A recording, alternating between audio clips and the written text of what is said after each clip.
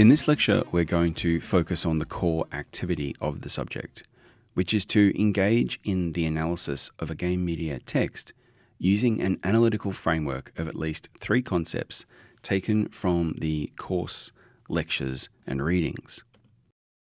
We're going to talk more about the specifics and the details of the major project, which we call the digital artifact, actually in the classes and the tutes.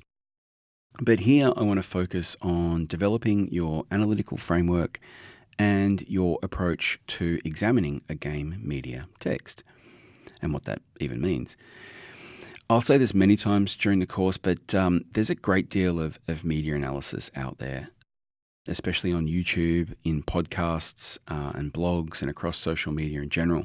By developing a clear analytical framework, which involves a theoretical and a critical lens to examine a text, you can provide your audience with more than simply a hot take on a contemporary issue.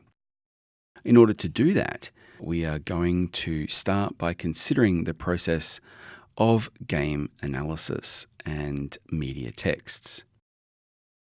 There's a number of readings for this course, readings, videos, articles, further material available to students via the subject course page on the university's learning platform, which is called Moodle. But there's no set textbook for this subject. I do, however, frequently mention Clara Fernandez Vara's great book, The Introduction to Game Analysis. And this is a great resource, and I highly recommend picking up this book. You can check it in the library. You should, in the very least, go and follow Clara on Twitter @ClaraFV. So let's start with the text. Let's start with the first part of any textual analysis, which is beginning by identifying the text that you're going to examine. The idea of a text is historically associated with the written word. Textual analysis is therefore most often thought as being an act of interpretation and even an interrogation of literature, and of course the study of novels and poems and serious works. In the book Methodologies, published in 1957, the French philosopher Roland Barthes showed how the term text can be applied to multiple forms of human communication and expression, from a drink can, a sports match, or a parade. Barthes exposed systems of signs and signification in cultural products, not just novels and books, but soap packets, toothpaste, other everyday items. He suggested that any object can therefore be treated as a text and interpreted in terms of the ideologies at work in constructing its meaning. Textual analysis, argued Barthes, means interrogating the interests of powerful social groups and their use of myths. Myths are no longer purely timeless and universal. According to Barthes, myths are repackaged as specific instances of ideology, which is really just a system of beliefs that are embedded in otherwise empty messages that draw truth out of history and deny cultural objects their previously established time and place. Myth, argues Barthes, is constituted by the loss of historical quality of things. In it, things lose the memory that they were once made. Barthes' critique of myth was an important contribution to textual analysis because it invites us to consider the types of meaning embedded in the signs and symbols of all forms of communication, from books to movies and television, advertising, games, comics, t-shirts, and packaging. It also helps to draw attention to the processes through which new meanings are made and from things that already exist. Whenever we actively produce an interpretation of something and suggest a meaning of an object, whether it's an Instagram post, a hamburger, or a pair of shoes, we transform it into a text. By definition, then, a text is something we make meaning from. In the 2003 book, Textual Analysis, A Beginner's Guide, Alan McKee describes textual analysis as a way of understanding how we make sense of the world. Textual analysis, he argues, is data gathering, a process about the meaning of a text conducted through an informed interpretation.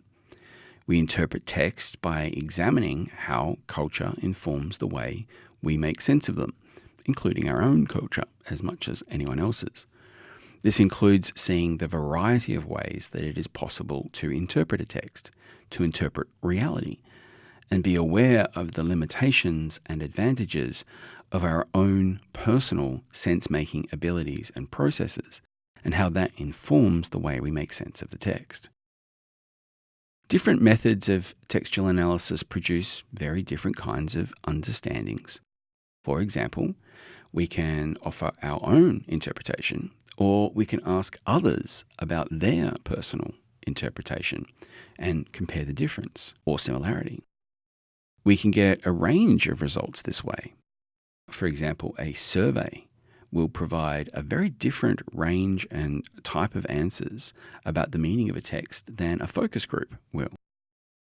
An in-depth, kind of sit-down, one-on-one interview will provide vastly different results to a quick questionnaire, and incredibly different results, to some kind of automated analysis using some, statistical methods, non-qualitative.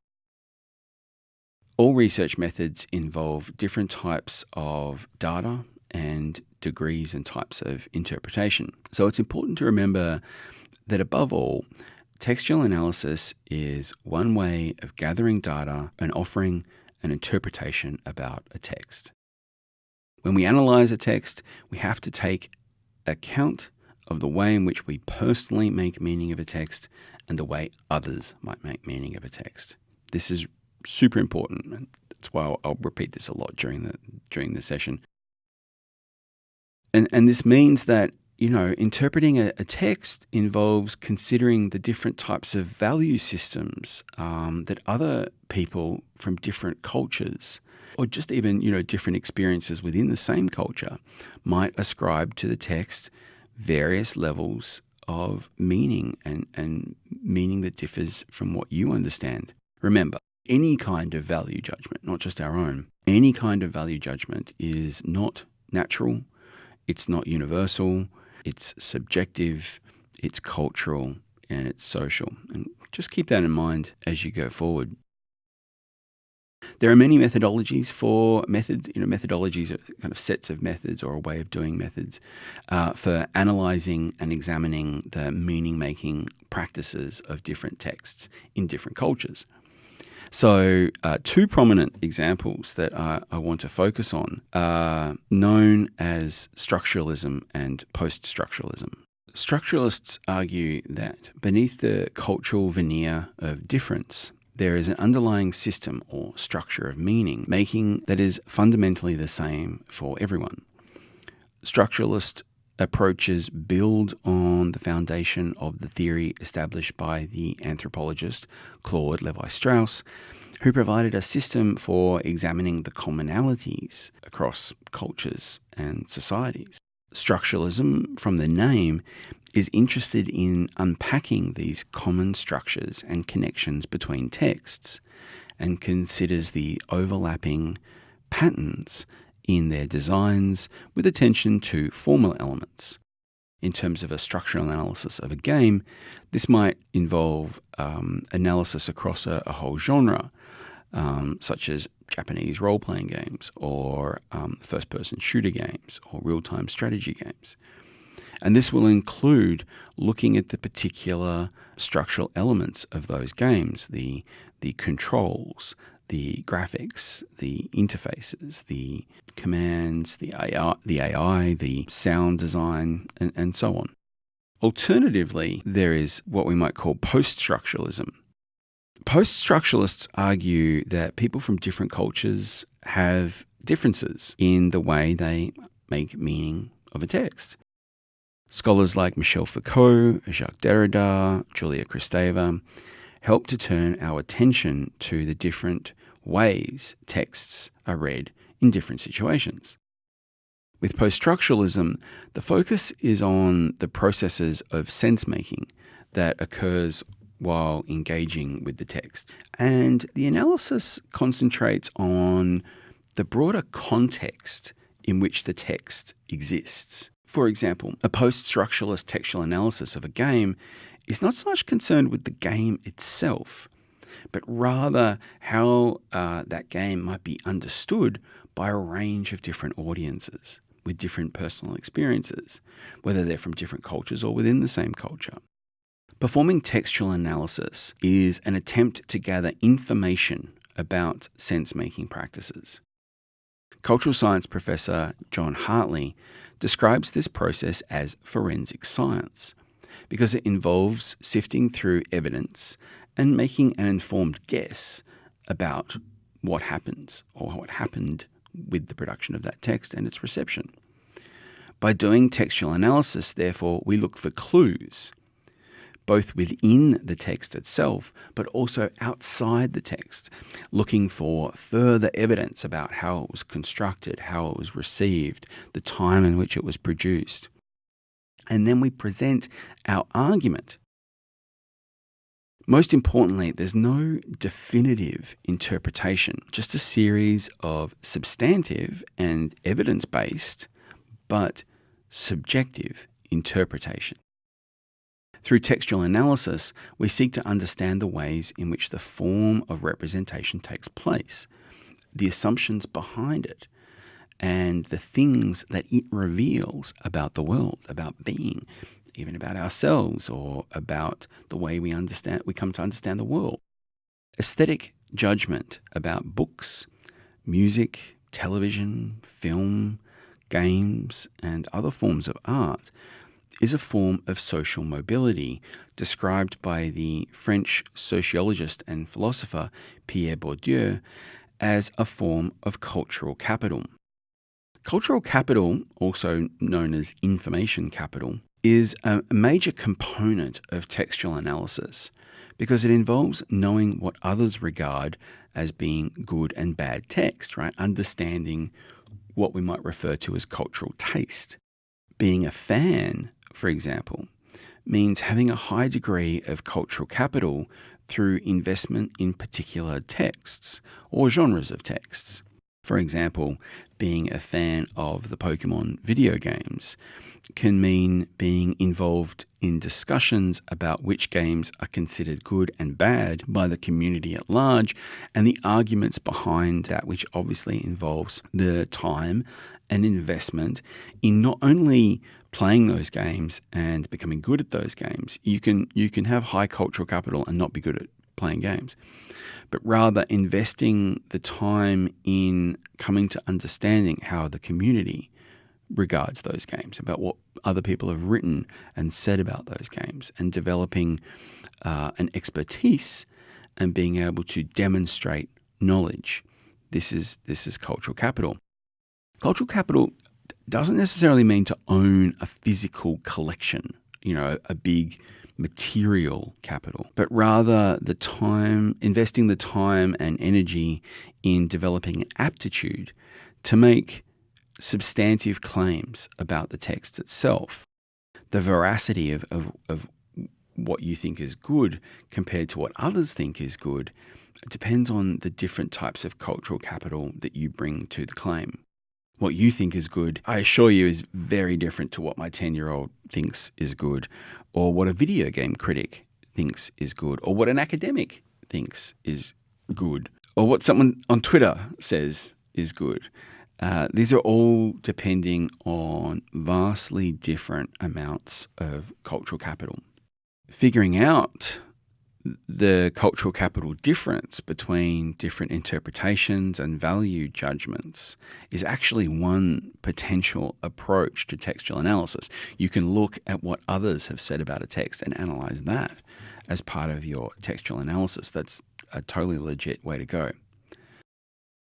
Another not altogether unrelated approach to textual analysis is often described as political economy.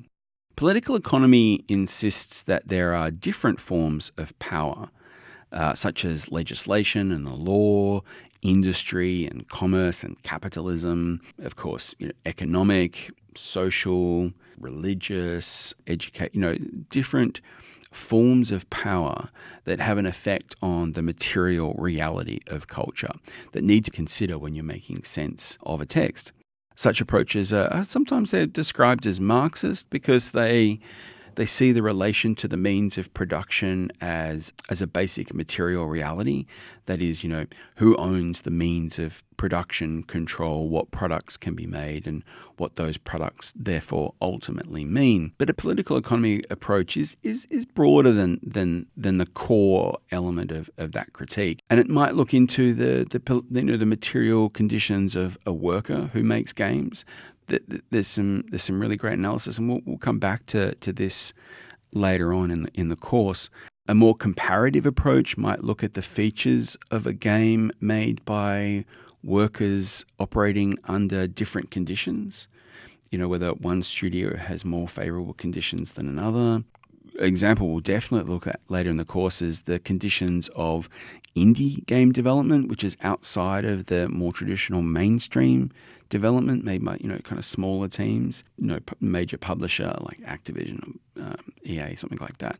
So that's one way to approach it. Alternatively, you might look at an entire genre of games, or you might look at a genre of games over a long period of time and take into consideration the change of costs of access to those games, whether consoles have gotten more expensive, whether historically people are working more now and don't have the same amount of time to play games, and maybe that's why certain games have gotten easier. We'll come back to these arguments. You might investigate why a game or a game console, for example, costs more or less in different regions around the world, and the connections that those costs have to the way different players make sense of the text themselves. So you notice I'm tying that back to the process of making sense of the text. That question of how we, how you, how I, how others make sense of the text is core to a media analysis. Another approach is psychoanalysis. They argue that the formation of the psyche, right, our minds, how our minds work, occurs in early childhood, which then works as a basic reality that must be taken into account when writing about culture. The psychoanalytical theory can be used to think about the psyche of the game designer, the psyche of the culture that produces the game, or it can actually look more inward and think about the psychological motivations of characters in the text, or the working of the kind of psychological motivations and drives of those characters. It sounds a bit out there, but it's kind of an interesting experiment to think about, well, okay, what drives Mario? What is Mario's psyche? What is his relationship to Peach and Bowser, for that matter? What can we say about that from the text, from Mario Brothers, from all these games? So you're not just looking at one game, you're looking at one character across a series of games. Another interesting approach might be to say, is Cortana a manifestation of Master Chief's PTSD? And that would be a really fascinating investigation. And then you would go away and you would research PTSD, and you would come back and you would look at the text, and you would look at how others have thought about the text and bring those two research directions together in your analysis. What does The Sims say about our psyche's relationship to different types of power? What does our FPS games say in terms of the studios that produce them and the game designers about this kind of internalization of death and killing? Much more interesting than kind of just moral panic, games make you violent kind of argument. Other approaches to textual analysis include rhetorical criticism, feminist perspectives, and of course, if you have knowledge of these types of arguments from other courses and subjects, you're totally encouraged to bring that knowledge across and start to apply that to games. You can take historical criticism as an approach. There's genre and narrative criticism. Content analysis is also a big one. And look, there are many other structuralist and post-structuralist methodologies and approaches that you are totally encouraged to explore. And the idea is that you pick at least 3 of these concepts and approaches in building your own analytical framework. I want to turn now to the nature of texts a little bit and begin to explore the concept of what we call a paratext. According to French literary theorist Gérard Genette, a paratext is a heterogeneous group of practices and discourses that act as thresholds of meaning for authors, publishers, and audiences. In its simplest, a paratext is a text about a text. This is largely structuralist. Genette's approach is largely a structuralist approach in that paratexts are texts that exist in the borders around texts, or what we might call the liminal spaces between texts, that help audiences approach and understand and navigate and contend with a text. So books are the core example here. You could say that the cover of a physical book, even an ebook now, right, is a paratext. The titles, the indexes, the page numbers, even the publisher information, the publication date, these are all paratexts that exist to work and help you figure out the meaning of a text. For Genette, a text is a sequence of statements endowed with significance and is usually adorned with a range of paratexts. Let's think about how this works for games, right? So think about material games, physical games. You go into the store to buy a game. You're typically dealing with a plastic case. That is a text. If you've got a PlayStation, an Xbox, or a Switch, these are games published by publishers and studios where you could download it for sure. So there's a digital paratext that's different. It's still a paratext, but it's a different type of paratext. The cover image, the subtitles, the credits. Sometimes you'll get like different bits of paper in the case and different elements. Back in the 1980s, when games were published, you would often get big manuals, even maps, other paratexts associated with the games in those packages. Paratexts are important because they transform and condition how the audience understands and makes sense of a text. Games media, and in fact the games media industries, proliferate via paratexts, particularly in terms of advertising and marketing. And remember that merchandise and collectibles are part of that. There are, mods and cheats, things like subreddits, wikis, Discord channels. These are all paratexts that work to shape the way that the audience engages with the primary text. And remember this, each paratext is a text that is worthy of close analysis, right? You can just focus your group project or your independent digital artifact. You can focus your media analysis on a paratext or a series of paratexts or a genre of paratexts. 3 major paratexts in the games industries today: cosplay, major paratext; esports, similarly, the streaming associated with that, the competitions, the prize money, and of course live streams, whether it's Twitch, YouTube, Mixer, and even Facebook these days, right, are all major paratexts of the video games industries, and you should consider these as viable points of exploration for your analysis. As Fernandez Vara notes, the way a game is branded is an important paratext informing the way we understand the game. Branding creates expectations because it belongs to a pre-existing system of identification.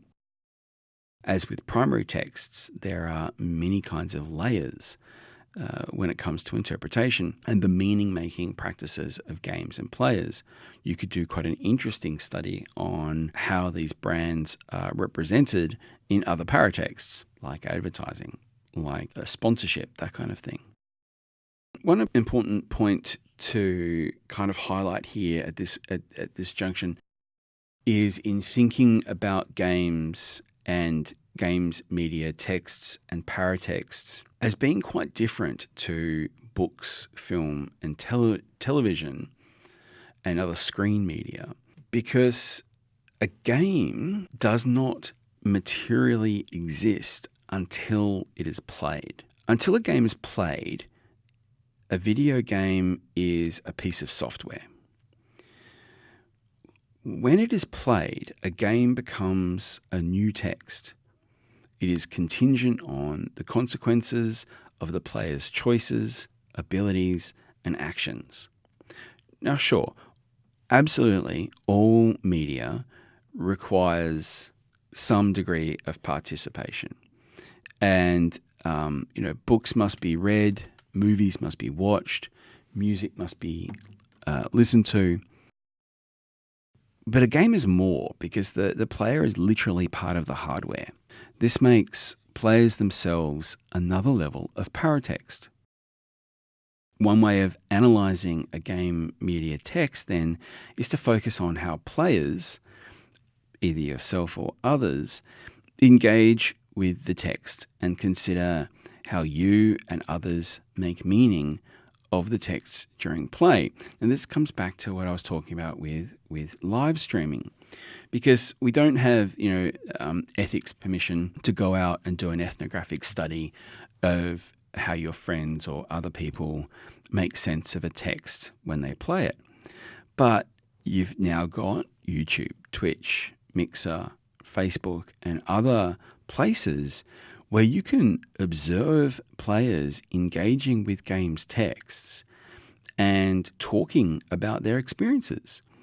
This can be a really rich source of analysis.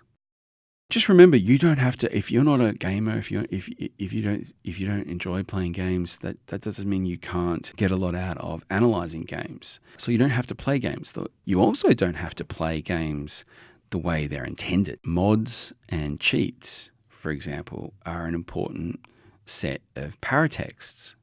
In fact, communication professor Mia Consalvo, in her book on cheating, considers cheats as just another level at which players engage with the text. This is because cheating particularly, but also modding in a different way, represents a range, a spectrum of value systems when it comes to enjoying games that you can consider to be other than the publisher's or the designer's intended way. Fernandez Vara argues that game developers are increasingly aware and being made aware of the different values and ideas encoded in the representational features of their games, especially the way in which people are making meaning of different stereotypes and tropes, particularly when it comes to issues of race, gender, sexuality, and so on. A good example of this is Mary Flanagan's textual analysis of the 1976 arcade game Death Race, which was mostly inspired by the movie Death Race 2000. Flanagan examines the way in which players are encouraged to engage in vehicular homicide by awarding points to players for deliberately running over pedestrians in very simple black and white graphics. And I'll link to an example of the video and the details below. At the time, back in the mid to late 70s, this game incited a real moral panic over video games. And of course, this was not the first nor the last, kind of mass media reaction to violent content in popular culture. But it kind of is the start of a series of moral panics over video games that contribute to the persistent fear or the narrative or the discourse about the impact of video games on the moral, psychological, and sociological well-being of players. Remember, I said that a game is a different type of media because it involves the player totally in the production of the text. For example, you could play this game without killing anyone and not scoring any points, playing other than intended. But if you play the way it is intended, right, you're running over players. And what does that say about you? What does that say about the game designers and so on? To quote Fernandez-Vara, Death Race was not interpreted as a message inciting players to violence by the people who did not play it. However, the creators and many players thought it was just a fun game and didn't actually think about the implications of their design decisions.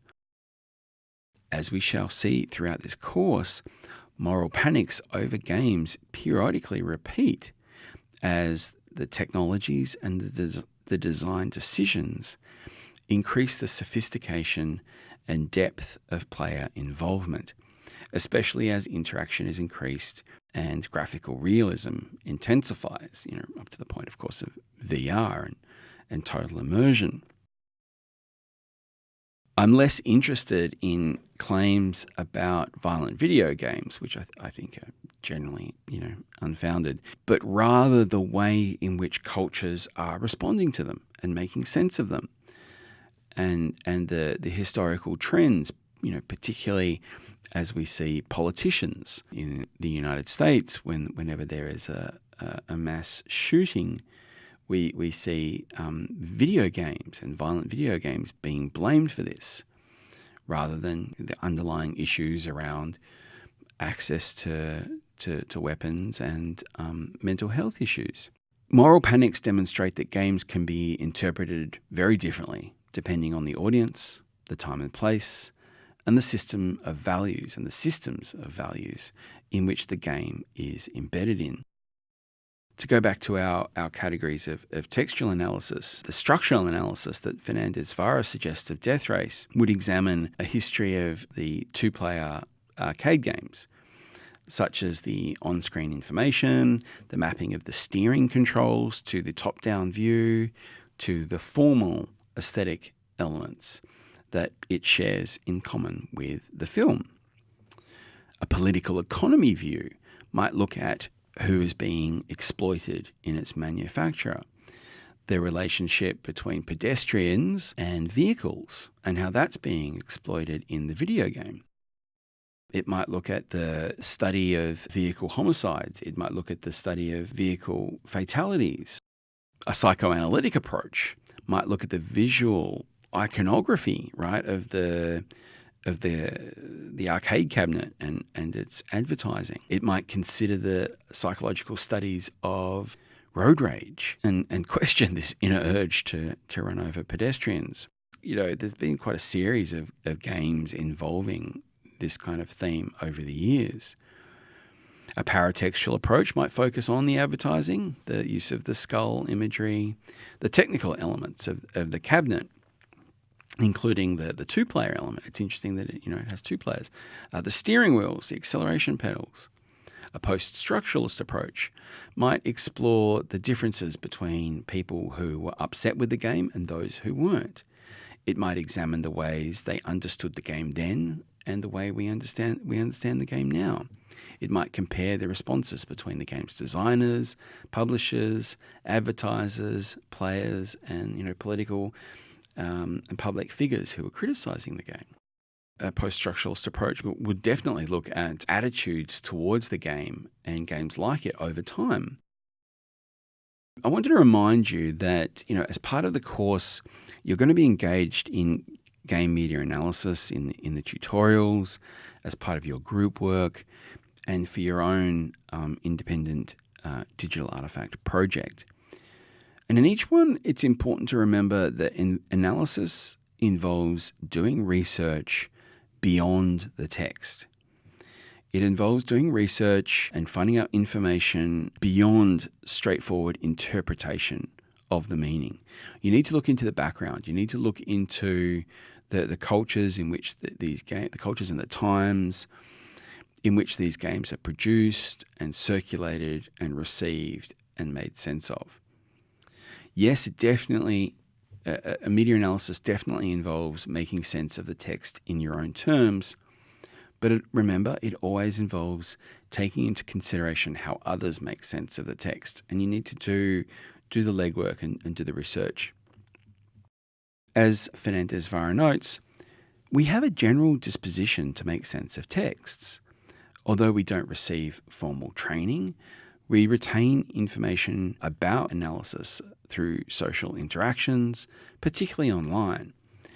We're taught how to analyze texts, how to make sense of texts by our friends, by our parents, by our teachers, by our other types of media. A lot of attitudes towards games are informed by the ways in which games are represented in film and television. Humans are kind of pre-programmed to tangle with stories and analyze texts as part of the fundamental element of communication. Some might argue it's in our culture, some might argue that it's in our DNA. Either way, there exists this kind of natural curiosity for examining the layers of potential meaning embedded within the signs and symbols of our cultural expression. Right? There's an entire YouTube genre of making sense of Star Wars movies, or making sense of Marvel movies, or making sense of Harry Potter movies, and the Harry Potter universe. Not just for our own personal sense of wonder, but as part of the process of communication, we attempt to make sense of things through conversations with each other in order to figure the world out. In this course, we're taking this natural curiosity to the next level by fostering a systematic approach to thinking about games. To go back just for a moment, even if you don't play games and you're not interested in games, you should be aware that it's important to develop your cultural capital in talking about games and analysing games, because they're a major component of the contemporary media and communication landscape and the types of industries and jobs that you will find yourself working in. Pierre Bourdieu defined cultural capital as the kinds of knowledge that allows one to acquire power and status. And so part of that process is understanding the way that knowledge itself is constructed. For example, I think, this is kind of my personal take on this, right? Part of the problems associated with the current state of general video game criticism is the degree to which the standard of interrogation of games is dominated by marketing information, branding strategies, and of course, buzz, or what's now often described as hype. If you're in marketing and advertising, this is great for you. This is totally what you need to be across. You need to understand how the common discourse around games is informed by its marketing and advertising. However, it's important to note that until recently, video games were widely considered as a waste of time. It's thanks to platforms like Steam and YouTube and Twitch, and now we see, Patreon, as well as esports competitions, that have made it possible to more easily convert the cultural capital associated with games into economic capital.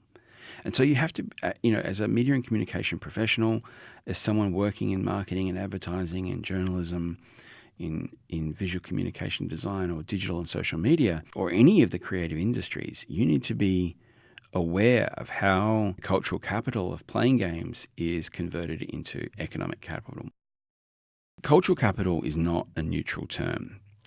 As Fernandez-Vara notes, the valorization of hardcore, versus casual players means that some people don't want to identify as being a gamer. And I'm not going to use the term gamer in this course. I am going to use the term player.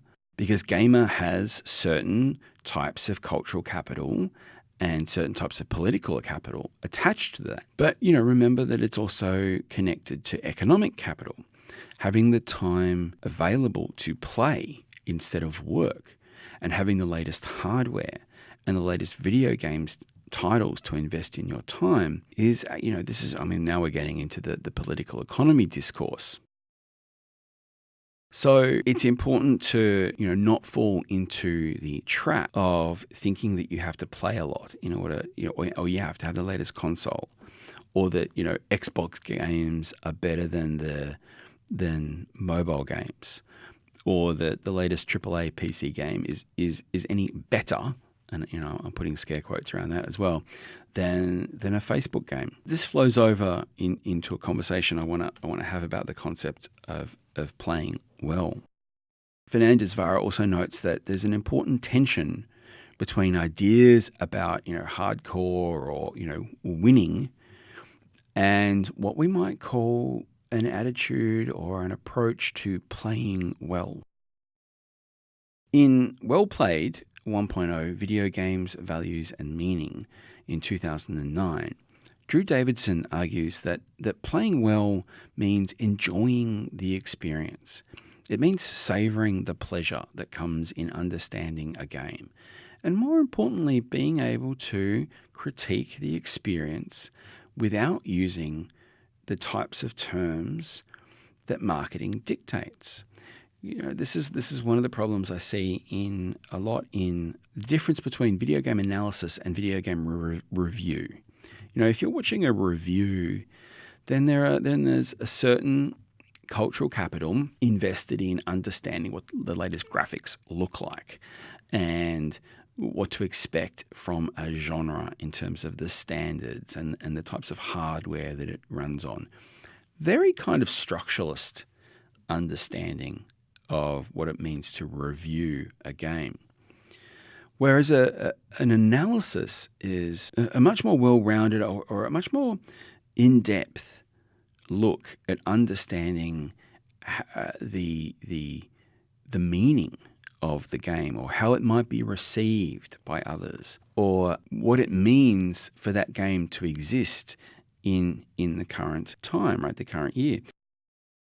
Playing well means being aware of the consequences of the systems that are deployed in marketing strategies. Now, I'm not criticizing marketing and advertising here. That's an important sector of the video game industry. What I'm saying is that you need to be aware of the consequences of marketing strategies. And so part of your analysis, part of your media analysis might be developing an expertise in the meaning-making practices of players engaging with games through the language of marketing and advertising. Being able to play well and being able to understand how others comprehend what is meant by playing well means that you can invest in becoming familiar with the way that games are designed, they're produced, they're structured, they're advertised, and they're received by players. Playing well means engaging in interpretation as a performative ability. Playing well means being able to appreciate the beauty of a system. And playing well means to develop an understanding of the game in its broader context.